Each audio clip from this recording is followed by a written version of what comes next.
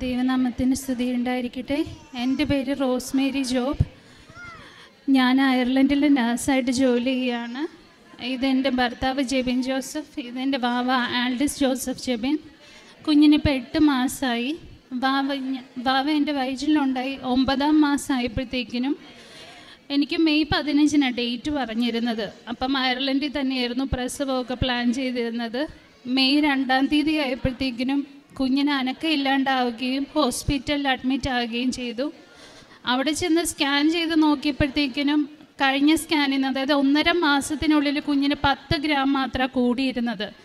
ഒരാഴ്ചയിൽ 9ാം മാസം ആകുമ്പോഴത്തേക്ക് ഒരാഴ്ചയിൽ 250 ഗ്രാമെങ്കിലും കൂടേണ്ടത് അതിൽ. അപ്പോൾ 1.5 മാസത്തിൽ കുഞ്ഞിന് 10 ഗ്രാമേ കൂടിയിട്ടുണ്ടായിരുന്നുള്ളൂ.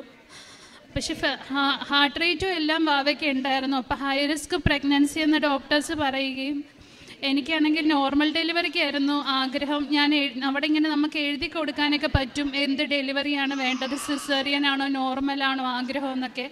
അപ്പം ഞാൻ നോർമൽ ഡെലിവറിക്ക് ചൂസ് ചെയ്തിരുന്നത്. അപ്പോൾ അന്നത്തേക്ക് ഇങ്ങനെ ജൂനിയർ ഡോക്ടർ വന്നപ്പം ജൂനിയർ ഡോക്ടർ പറഞ്ഞു ഇത് ഹൈ റിസ്ക് പ്രഗ്നൻസി ആയിട്ട് വെക്കേണ്ടതാണ്, അപ്പോൾ കോംപ്ലിക്കേറ്റഡ് ആണ്, അതുകൊണ്ട് നമുക്ക് ഇൻഡ്യൂസ് ചെയ്യാനായിട്ട് പറ്റില്ല. ഇന്ന് വൈകുന്നേരം ആയിട്ടില്ല, അപ്പം അടുത്ത ദിവസം രാവിലത്തേക്ക് നമുക്ക് ഇൻഡ്യൂസ് സ്റ്റാർട്ട് ചെയ്യാം, സീനിയർ ഡോക്ടേഴ്സ് ആരെങ്കിലും വരട്ടെ എന്ന് പറഞ്ഞു. അങ്ങനെ അടുത്ത ദിവസം രാവിലെ എന്നെ ഇൻഡ്യൂസ് ചെയ്തു. പിന്നെ അന്ന് വൈകുന്നേരം ഇൻഡ്യൂസ് ചെയ്തു. എനിക്ക് വേദനയോ കാര്യങ്ങളോ ഒന്നും വരുന്നില്ല, എൻ്റെ സെർവിക്സ് ഡൈലേറ്റ് ആവുന്നില്ല, കുഞ്ഞ് വരാനായിട്ട് പറ്റുന്നില്ല. അതിൻ്റെ അടുത്ത ദിവസം എന്നെ ഇൻഡ്യൂസ് ചെയ്തു, രാവിലെ ഇൻഡ്യൂസ് ചെയ്തു, ഉച്ചയ്ക്ക് ഇൻഡ്യൂസ് ചെയ്തു. എനിക്ക് വേദനയോ കാര്യങ്ങളോ ഒന്നും വരുന്നില്ല.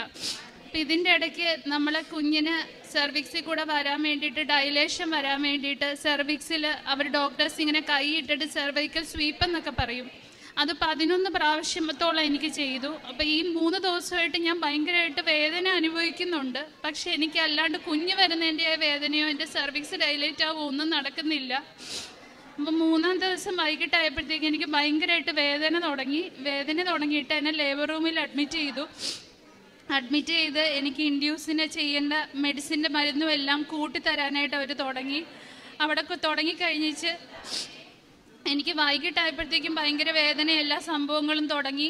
പിന്നെ രാവിലെ ആയപ്പോഴത്തേക്കും 2 മണി ആയപ്പോഴത്തേക്കിനും 9 സെൻറ്റിമീറ്റർ ഡൈലേഷൻ ആയിട്ടുള്ളൂ. 10 സെൻറ്റിമീറ്റർ ആയെന്ന് മാത്രമേ നമുക്ക് കുഞ്ഞ് വരാനായിട്ട് അവർ സ്റ്റാർട്ട് ചെയ്യത്തുള്ളൂ. അപ്പം 9 സെൻറ്റിമീറ്റർ ഡൈലേഷൻ അങ്ങനെ നിൽക്കുകയാണ്, 10 സെൻറ്റിമീറ്റർ ആവുന്നില്ല. അപ്പം ഇടയ്ക്ക് ഒരു ലേഡി ഡോക്ടറും വരുന്നുണ്ട്, ഒരു മെയിൽ ഡോക്ടറും വരുന്നുണ്ട്. അവർ രണ്ടുപേരുമാണ് എൻ്റെ കാര്യങ്ങളെല്ലാം നോക്കുന്നത്. അപ്പം ലേഡി ഡോക്ടർ വന്നിട്ട് പറഞ്ഞു ഇത്രയും നേരമായി കുഞ്ഞിൻ്റെ ഹാർട്ട് റേറ്റ് ഭയങ്കരമായിട്ട് കൂടിക്കൊണ്ടിരിക്കുകയാണ്, അതുപോലെ തന്നെ എൻ്റെ BP ആണെങ്കിൽ 290-ൽ ഇങ്ങനെ നന്നായിട്ട് കൂടിക്കൊണ്ടിരിക്കുക. അപ്പം റിസ്ക് എടുക്കാനായിട്ട് വയ്യ, 3 ദിവസമായിട്ട് നീ അനുഭവിച്ചുകൊണ്ടിരിക്കുക. അപ്പം സിസേറിയന് നമുക്ക് ഇപ്പം സ്റ്റാർട്ട് ചെയ്യാൻ പോവുകയാണ്, നിന്നെ അർജൻറ്റായിട്ട് തിയേറ്ററിലോട്ട് എടുക്കണമെന്ന് പറഞ്ഞു. അങ്ങനെ എനിക്ക് ഭയങ്കരമായിട്ട് വിഷമം. എൻ്റെ കയ്യിലൊരു കൊന്ത മാത്രമേ ഉണ്ടായിരുന്നുള്ളൂ, മാതാവ് മാത്രമേ എനിക്ക് കൂടെ ഉണ്ടായിരുന്നുള്ളൂ. അപ്പം ഞാൻ മാതാവിനോട് പ്രാർത്ഥിച്ചുകൊണ്ടിരിക്കുകയായിരുന്നു, എനിക്ക് ഇനി സിസേറിയൻ വേണ്ട. 3 ദിവസമായിട്ട് 11 പ്രാവശ്യം സർവൈക്കൽ സ്വീപ്പിങ്, 3 ദിവസമായിട്ട് ഇൻഡ്യൂസ് ചെയ്യാനായിട്ട് ട്രൈ ചെയ്തുകൊണ്ടിരിക്കുന്നു. എനിക്ക് വേണ്ട മാതാവേ സിസേറിയൻ, എൻ്റെ നടുവിന് ഓൾറെഡി പ്രശ്നങ്ങളുള്ളതാ, സിസേറിയൻ ചെയ്ത് കഴിഞ്ഞാൽ ആരും ഇല്ല കൂട്ടത്തിൽ, ഇതിൽ കൂടുതലായിട്ട് അനുഭവിക്കേണ്ടി വരും, വേദനയെല്ലാം അനുഭവിക്കേണ്ടി വരും, എനിക്ക് വേണ്ടാന്ന് വെച്ച് തന്നെ ഞാൻ മാതാവിനോട് പ്രാർത്ഥിച്ചുകൊണ്ടിരിക്കുകയായിരുന്നു.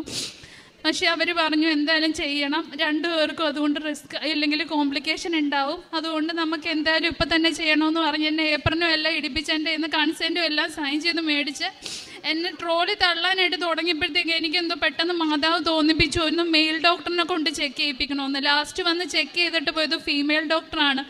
1/2 മണിക്കൂർ 1 മണിക്കൂറൊക്കെ വെയിറ്റ് ചെയ്തിട്ട് 9 സെൻറ്റിമീറ്ററിൽ കൂടുതൽ ഡൈലേഷൻ ആവുന്നില്ലായിരുന്നു. അപ്പം മാതാവ് തോന്നിപ്പിച്ചു. അപ്പോൾ സിസ്റ്റേഴ്സ് പറഞ്ഞു ഇപ്പം നമുക്ക് എന്തായാലും ഡോക്ടറിനെ തപ്പി പോകാനായിട്ട് പറ്റത്തില്ല. ഞാൻ പറഞ്ഞു ജസ്റ്റ് ഒന്ന് നോക്കാമെന്ന് ചോദിച്ചപ്പോഴത്തേക്ക് എന്തോ ഒരു ഭാഗ്യത്തിന് ആ ഡോക്ടർ അവിടെ വരികയും ഡോക്ടർ വന്ന് നോക്കിയപ്പോൾ 10 സെൻറ്റിമീറ്റർ ഡൈലേഷനായി എന്നെ നോർമൽ ഡെലിവറി ചെയ്യുകയും ചെയ്തു. അങ്ങനെ തന്നെ അപ്പോൾ എല്ലാം ദൈവത്തിൻ്റെ കൃപ. ഡോക്ടറിന് ആ സമയത്ത് അവിടെ വരാനായിട്ട് എല്ലാം ഇടയാക്കിയത് മാതാവാണെന്നാണ് എൻ്റെ വിശ്വാസം. അങ്ങനെ എൻ്റെ കുഞ്ഞുണ്ടായി. ആ 10 ഗ്രാം മാത്രം ആ ഒരു 1.5 മാസത്തിൽ വളർന്നിരുന്ന കുഞ്ഞ് ജനിച്ചപ്പോഴത്തേക്കിനും 3.27 കിലോയോട് കൂടിയാണ് എനിക്ക് എൻ്റെ കുഞ്ഞിനെ കിട്ടിയത്. പിന്നെ കുഞ്ഞുണ്ടായി, എനിക്ക് എൻ്റെ നെഞ്ചത്തോട്ട് ഇട്ട് വെച്ചാൽ എൻ്റെ നെഞ്ചത്തോട്ട് കൊടുത്തത് എനിക്ക് ഓർമ്മയുണ്ട്. പിന്നെ ഞാൻ ഒത്തിരി ഛർദ്ദിച്ചത് മാത്രമേ എനിക്ക് ഓർമ്മയുള്ളൂ. പിന്നെ മണിക്കൂറുകളോളം എനിക്ക് ഓർമ്മ നഷ്ടപ്പെട്ടു പോയി. അതിൻ്റെ ഇടയിൽ എനിക്ക് PPH എന്ന് പറയും, പോസ്റ്റ് വാട്ടർ ഹെമറേജ്, ഭയങ്കരമായിട്ട് ബ്ലീഡിങ് ഉണ്ടായി. അതുപോലെ തന്നെ എനിക്ക് ഷോക്കിലോട്ട്, ഹൈപ്പോവലമിക് ഷോക്ക് എന്ന് പറയും, ബ്ലഡ് ഒത്തിരി നഷ്ടപ്പെട്ടു പോയി കഴിയുമ്പോൾ ഷോക്ക് എന്ന് പറഞ്ഞുകൊണ്ടൊരവസ്ഥയിലോട്ട് പോകും. അങ്ങനത്തെ അവസ്ഥയിലോട്ട് എല്ലാം പോയി. അപ്പം എനിക്ക് എന്തോ മനസ്സിലാവുന്നുണ്ടായിരുന്നു, എനിക്ക് എന്തോ സംഭവിക്കുന്നതായിട്ട്. കുഞ്ഞ് ഇച്ചാൻ്റെ കൈ ഇരിക്കുമ്പോൾ തന്നെ എൻ്റെ ബോധം മറിയുന്നതായിട്ടൊക്കെ. പക്ഷെ ഞാൻ മാതാവിനോട് പ്രാർത്ഥിച്ചുകൊണ്ടിരിക്കുകയായിരുന്നു, എനിക്ക് എൻ്റെ കുഞ്ഞിനെ കാണിച്ചു തരണേ, എൻ്റെ ജീവൻ നഷ്ടപ്പെടുത്തരുത് എന്ന്. അപ്പോൾ ആ ഒരു ഹൈപ്പോളിമിക് ഷോക്ക് എന്ന് പറഞ്ഞാൽ അത്ര ഒരു അവസ്ഥയിലോട്ട് പോയി കാർഡിയാക് അറസ്റ്റ് ടീമിനെ വരെ വിളിക്കേണ്ടി വന്നു. അപ്പോൾ ആ ഒരു അവസ്ഥയിലും അപ്പോൾ പെട്ടെന്ന് ഇതൊക്കെ ഞാൻ നോട്ട്സിൽ നിന്ന് വായിക്കുന്നതും പിന്നീട് നഴ്സുമാർ എന്നോട് പറഞ്ഞു തന്ന് ഞാൻ അറിയുന്നതുമാണ്. ഒരു ഡോക്ടർ അവിടെ വരികയാണ്, അനസ്തേഷ്യയുടെ ഒരു ഹെഡ് അവിടെ വരികയാണ്. അപ്പോൾ ഡോക്ടർ പറയുകയാണ് സിസ്റ്റം മാറ്റാനായിട്ട്. അതായത് എനിക്ക് BP നോക്കിക്കൊണ്ടിരുന്ന ആ സിസ്റ്റത്തിൽ 300 വരെ BP കാണിച്ചുകൊണ്ടിരിക്കുകയായിരുന്നു. അപ്പോൾ സിസ്റ്റം മാറ്റിയപ്പോഴത്തേക്കിനും 42-31 എൻ്റെ BP കിടക്കുകയാണ്. അപ്പം സിസ്റ്റം എററായിരുന്നു അതിൻ്റെ ഇടയ്ക്ക്. അപ്പം ആ BP അത്രയും താഴ്ന്നു കിടക്കുന്നൊരു BP ആണ് എനിക്ക് ഹൈ ആയിട്ട് കാണിച്ചുകൊണ്ടിരുന്നത്. അപ്പം അതെല്ലാം അതിനനുസരിച്ചുകൊണ്ടുള്ള ട്രീറ്റ്മെൻറ്റ് തുടങ്ങി. അതായത് ഇപ്പം തെറ്റായിട്ടായിരുന്നു എനിക്ക് ട്രീറ്റ്മെൻറ്റ് സ്റ്റാർട്ട് ചെയ്യാനായിട്ട് പോയിക്കൊണ്ടിരുന്നത്. അനസ്തേഷ്യ ഹെഡ് എന്ന് പറഞ്ഞാൽ ആ ഡോക്ടർ എന്തോ ഒരു ഭാഗ്യത്തിന് ആ സമയത്ത് വരികയും എൻ്റെ ട്രീറ്റ്മെൻറ്റ് കറക്റ്റായ രീതിയിൽ BP തീരെ താന്നിരിക്കുകയാണെന്നും കറക്റ്റായ രീതിയിലാക്കുകയും ചെയ്തു. അതിന് വേണ്ടിയിട്ട് ബ്ലഡ് ട്രാൻസ്ഫ്യൂഷനും ഇൻഫ്യൂഷനും എല്ലാം സ്റ്റാർട്ട് ചെയ്ത് ഒരാഴ്ചയോളം ഞാൻ ഹോസ്പിറ്റലിൽ അഡ്മിറ്റ് ആയിരുന്നു. അപ്പോൾ എല്ലാം മാതാവിൻ്റെ കൃപ കൊണ്ട് മാത്രമാണ് എനിക്കിതെല്ലാം സംഭവിച്ചത്. അങ്ങനെ എനിക്ക് ഞങ്ങൾ പൂർണ്ണമായിട്ടും ഭാവിക്ക് ആരോഗ്യവാനായി ഞങ്ങൾ നാട്ടിലെത്തി കൃപാസനത്തിൽ വരാമെന്നെല്ലാം നേർന്നിരുന്നതാണ്. അങ്ങനെ ഞങ്ങൾ ഒരു ദിവസം കൃപാസനത്തിലെത്തി. കുറച്ച് മാസങ്ങൾക്ക് മുമ്പ് കൃപാസനത്തിൽ വന്ന് ഞാൻ ക്ലാസ് എല്ലാം അറ്റൻഡ് ചെയ്തു. അന്ന് ഭാവിക്ക് 4.5 മാസം പ്രായം ഉണ്ടായിരുന്നത്. ക്ലാസ് അറ്റൻഡ് ചെയ്ത് ഞാൻ മേളിലത്തെ ആ റൂമിൽ നമുക്ക് ടോക്കൺ കിട്ടുമല്ലോ. അപ്പോൾ ടോക്കൺ അനുസരിച്ച് നിന്നുകൊണ്ടിരുന്നപ്പോഴത്തേക്കിനും പെട്ടെന്ന് എനിക്ക് വയറ്റിൽ ഭയങ്കരമായിട്ട് വേദന വന്നു. എന്ന് വെച്ചാൽ പ്രസവം ആ ഒരു സമയത്ത് അനുഭവിച്ച ആ ഒരു വേദന എൻ്റെ വയറ്റിൽ പെട്ടെന്ന് വരികയും എന്തോ വയറ്റിൽ നിന്ന് പോകുന്നതായിട്ട് എനിക്ക് തോന്നുകയും ചെയ്തു. അങ്ങനെ പെട്ടെന്ന് അടുത്തുള്ള ആശുപത്രിയിലോട്ട്, ഞാൻ നേഴ്സായതുകൊണ്ട് ഞാൻ എന്നിട്ട് അത് കണ്ടു. എനിക്ക് ഒരു വലിയൊരു ക്ലോട്ട് വന്നിരിക്കുക. അതിൽ സാധാരണ ഒരു ക്ലോട്ടല്ല, അതൊരു വൈറ്റ് കളർ ടിഷ്യൂ കണക്കുണ്ട്. അപ്പോൾ അടുത്തുള്ള ഹോസ്പിറ്റലിൽ കൊണ്ടുപോയി അവർ വേറൊരു ഹോസ്പിറ്റലിലോട്ട് റെഫർ ചെയ്തു. ഈ സമയത്തെല്ലാം എനിക്ക് മാതാവിനോട് മാത്രമേ പ്രാർത്ഥന ഉണ്ടായിരുന്നുള്ളൂ. ആ ഹോസ്പിറ്റലിൽ ചെന്നപ്പോഴത്തേക്ക് അവർ പറഞ്ഞു ഇങ്ങനെ ഒരു UPT പോസിറ്റീവാണ്, അതായത് വീണ്ടും ഗർഭധാരണം എനിക്ക് നടന്നിരിക്കുകയാണ് 4.5 മാസത്തിൽ. അവരുടെ സംശയം അങ്ങനെയാണ്, അതൊരു കുഞ്ഞ് പോയതാണ്, മിസ്കാരേജ് ആണ് സംഭവിച്ചിരിക്കുന്നത്. അപ്പോൾ അവർ സ്കാൻ ചെയ്തപ്പോഴത്തേക്കും ഒരു പ്രഗ്നൻ്റ് ആയിട്ടുള്ള ഒരു സംഭവങ്ങളും ഇല്ല. പക്ഷെ എൻ്റെ ഉള്ളിൽ വേറൊരു മുഴ വളരുന്നുണ്ട്. അപ്പോൾ അവർ പറഞ്ഞു ഇത് റിപ്പീറ്റ് ചെയ്യണം, UPT എല്ലാ 2 ആഴ്ചയ്ക്കുള്ളിലും ഇടയ്ക്കിടയ്ക്ക് വന്ന് നോക്കണം, അതുപോലെ തന്നെ സ്കാനും ചെയ്യണമെന്ന് പറഞ്ഞു. അങ്ങനെ 2ാമത്തെ UPT നോക്കി. അപ്പോൾ UPT നോക്കിയപ്പോഴത്തേക്ക് അതിങ്ങനെ കുറഞ്ഞു വരുന്നുണ്ട്. അപ്പോൾ അവർ പറഞ്ഞു എന്തായാലും മിസ്കാരേജ് സംഭവിച്ചിട്ടുണ്ട്, ഞാൻ അതുകൊണ്ട് പേടിക്കൊന്നും വേണ്ട, കാരണം 4.5 മാസത്തിൽ UPT റിപ്പോർട്ട് വെച്ച് നോക്കുമ്പം 2.5 മാസം പ്രായമുള്ളൊരു കുഞ്ഞാണ് എൻ്റെ വയറ്റിൽ നിന്ന് നഷ്ടപ്പെട്ടിട്ടുള്ളത്. അപ്പോൾ അവർ പറഞ്ഞു താൻ പേടിക്കേണ്ട, കാരണം അത് തനിക്കോ അല്ലെങ്കിൽ ആ കൊച്ചോ എന്തായാലും രക്ഷപ്പെടത്തില്ലായിരുന്നു. അപ്പോൾ അതെന്തോ മാതാവ് മാറ്റി തന്നായിട്ട് തന്നെ എൻ്റെ വിശ്വാസം. കാരണം ഒന്നല്ലേ അമ്മയോ കുഞ്ഞോ അല്ലെ 2 പേരും എന്തായാലും മരിച്ചു പോകേണ്ട അവസ്ഥയായിരുന്നു. ആ കുഞ്ഞ് എന്തായാലും വളർന്നു കഴിഞ്ഞെന്നാൽ അതുകൊണ്ട് താനുണ്ട് പേടിക്കേണ്ട. 4.5 മാസത്തിൽ 2.5 മാസം ഒരു കുഞ്ഞെന്ന് പറഞ്ഞാൽ ഒരു സംഭവിക്കാൻ പാടില്ലാത്തൊരു കാര്യമാണ്. അതപ്പോൾ എന്തോ ദൈവകൃപയാലും മാതാവ് അത് പറ്റില്ല എന്ന് അറിഞ്ഞുകൊണ്ട് തന്നെ മാതാവ് എനിക്ക് മാറ്റി തന്നാണ്. എന്നിട്ട് സ്കാൻ ചെയ്തു, 2ാമത്തെ പ്രാവശ്യം സ്കാൻ ചെയ്തപ്പോൾ ആ ഗ്രോത്ത് എൻ്റെ വയറ്റിൽ യൂട്രസിൽ വളർന്നുകൊണ്ടിരിക്കുകയാണ്. അപ്പോൾ എനിക്ക് ഭയങ്കരമായിട്ട് പേടിയായിരുന്നു എല്ലാം കൊണ്ട്, മിസ്കാരേജിൻ്റെ ഇതും പിന്നെ അല്ലാണ്ട് ഓരോ ഹോർമോൺസിൻ്റെ പ്രശ്നങ്ങളും എല്ലാം കൊണ്ട് എനിക്ക് മാതാവ് മാത്രമേ ഉണ്ടായിരുന്നുള്ളൂ മുറിവ് പിടിക്കാൻ. എന്നിട്ട് ഞാൻ ഇവിടെ വന്ന് ഉടമ്പടി എടുത്തു. ഉടമ്പടി ഇതിൻ്റെ ഇടയ്ക്ക് കംപ്ലീറ്റ് ചെയ്തു. ഉടമ്പടി എടുത്തുകൊണ്ടിരുന്ന് ഞാൻ മാതാവിൻ്റെ തൈലം എല്ലാം ഞാൻ വയറ്റിൽ പുരട്ടുക, അതുപോലെ തന്നെ ഉപ്പിട്ട് വെള്ളം കുടിക്കുക എല്ലാം ചെയ്യുമായിരുന്നു. അങ്ങനെ ചെയ്ത് 2ാമത്തെ സ്കാനിൽ ചെന്നപ്പോഴത്തേക്കിനും ഗ്രോത്ത് കൂടിയിരിക്കുക. അപ്പോൾ എനിക്ക് ഭയങ്കരമായിട്ട് വിഷമം വന്ന് മാതാവ് എന്ത് സഹായിക്കാതെന്ന് ഓർത്തു.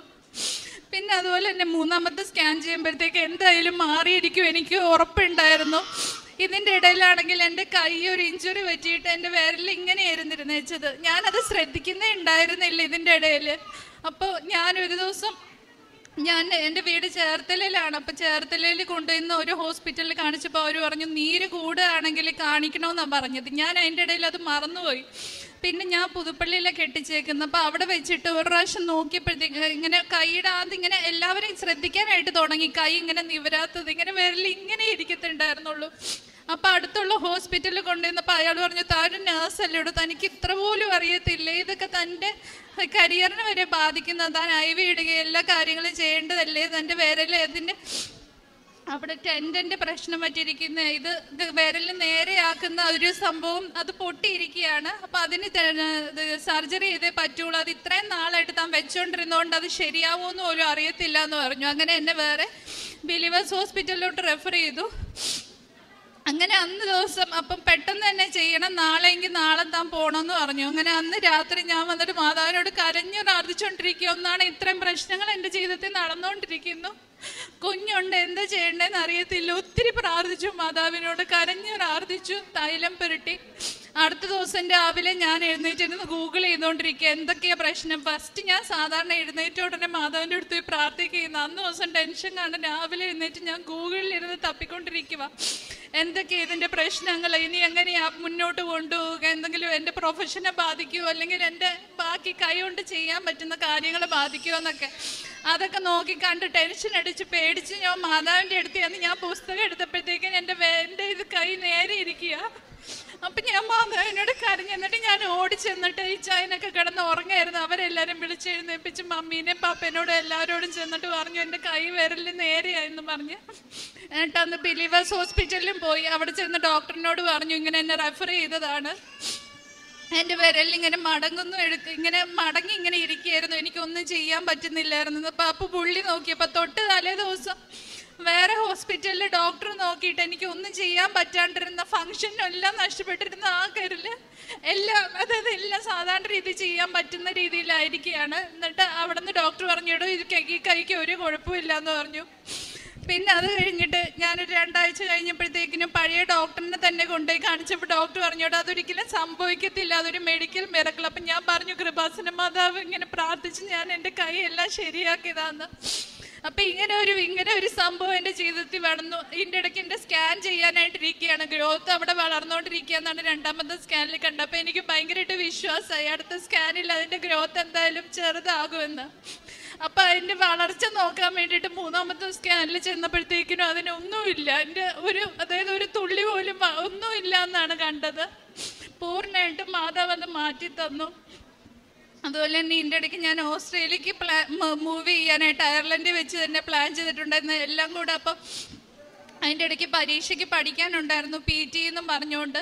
അപ്പോൾ അതൊന്നും എനിക്ക് ഫോക്കസ് ചെയ്യാനൊന്നും പറ്റുന്നില്ലായിരുന്നു. അപ്പോൾ പരീക്ഷയുടെ തലേദിവസം എനിക്ക് ഭയങ്കരമായിട്ട് ഛർദിലും സംഭവങ്ങളും എല്ലാം തുടങ്ങി. ഞാൻ ഇന്നേ വരെ, അതായത് നമ്മൾ ഗർഭിണിയായിരിക്കുമ്പോൾ ഉണ്ടാവുന്ന ഛർദിലിനേക്കാളും കൂടുതലായിട്ട് ഭയങ്കരമായിട്ട് ഞാൻ ഛർദിക്കാനും എടുക്കാനും എല്ലാം തുടങ്ങി. എനിക്ക് 103 പനിയായി. ഹോസ്പിറ്റലിൽ കൊണ്ടുവന്നപ്പോഴത്തേക്ക് അവർ ഇൻഫ്യൂഷൻ എല്ലാം ഇട്ടു.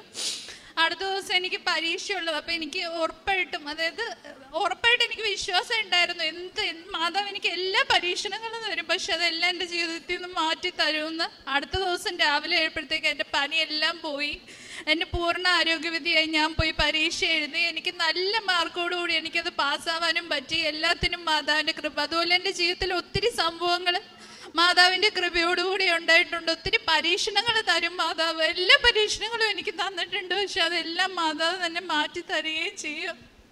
മാതാവിന് നന്ദി, ഒത്തിരി ഒത്തിരി നന്ദി. അതുപോലെ തന്നെ എനിക്ക് കാരുണ്യപ്രവൃത്തികളൊക്കെ ചെയ്യാനായിട്ട് ഒത്തിരി ദൂരത്തേക്ക് പോകലും ഇതിൻ്റെ ഇടയ്ക്ക് ഒന്നും എല്ലാം കൂടെ നടക്കുന്നില്ലായിരുന്നു. പരീക്ഷയ്ക്ക് പഠിക്കണം, കുഞ്ഞിൻ്റെ കാര്യങ്ങൾ, ഇങ്ങനത്തെ കുറേ ഹെൽത്ത് കണ്ടീഷൻസ് ഉണ്ടാവുന്നു. അപ്പം എനിക്ക് തൊട്ടടുത്തുള്ള ആൾക്കാരിൽ മൊത്തം ചെയ്യാൻ പറ്റുന്ന കാര്യങ്ങളെല്ലാം തന്നെ ഇപ്പോൾ ഹോസ്പിറ്റലിലാണെങ്കിൽ പോലും ഞാൻ ഇരിക്കുന്നിടത്ത്, ഞാൻ കാണിക്കാനായിട്ട് പോയപ്പോൾ ഇരിക്കുന്നിടത്ത് തൊട്ടപ്പുറത്ത് ഒരു അമ്മച്ചി ഉണ്ടെങ്കിൽ അമ്മച്ചിക്ക് ബാത്റൂമിൽ പോകണമെങ്കിൽ ഞാൻ ആ അമ്മച്ചിയായിട്ട് ബാത്റൂമിൽ പോകും. അങ്ങനെ എന്നെക്കൊണ്ട് ചെയ്യാൻ പറ്റുന്ന രീതിയിൽ, ഒത്തിരി ദൂരത്തൊന്നും പോയില്ലെങ്കിലും ചെയ്യാൻ പറ്റുന്ന രീതിയിലുള്ള കാരുണ്യപ്രവൃത്തികളെല്ലാം ഞാൻ ചെയ്തിട്ടുണ്ട്. അതുപോലെ ബൈബിൾ വായിക്കാനും പ്രാർത്ഥന എല്ലാം അച്ഛൻ്റെ ധ്യാനം കേൾക്കാനൊക്കെ അന്ന് തന്നെ എനിക്കൊന്നും പറ്റിയിട്ടില്ല. ഒരു 3 ദിവസം 4 ദിവസം കഴിഞ്ഞിട്ടായിരിക്കും, പക്ഷെ ഞാൻ എന്തായാലും കേൾക്കാണ്ട് പോകത്തില്ല. എത്ര രാത്രിയാണേലും 5 മണിക്കത്തെ പ്രാർത്ഥനയല്ല. അപ്പം ഞാൻ ചെല്ലുമ്പോൾ ഞാൻ വേറെ സമയം ഉണ്ടായി കാണും, പക്ഷെ ഞാൻ ചെല്ലാണ്ടിരിക്കത്തില്ല. അതുപോലെ തന്നെ ബൈബിൾ വായിക്കലും ഇതിൻ്റെ ഇടയ്ക്ക് ഞാൻ ഉറങ്ങി തൂങ്ങി ഞാൻ പോയിട്ടുണ്ട്. പക്ഷെ എന്നാലും ഞാൻ വീണ്ടും കുത്തിയിരുന്നിട്ട് പിന്നെ ഞാൻ വായിക്കും. അതിനൊന്നും ഞാൻ ഒരു മുടക്കവും സംഭവിച്ചിട്ടില്ല. എല്ലാത്തിനും മാതാവിന് നന്ദി, എന്നെ ഈ ഇത്രയിടം വരെ എത്തിച്ചതിൽ.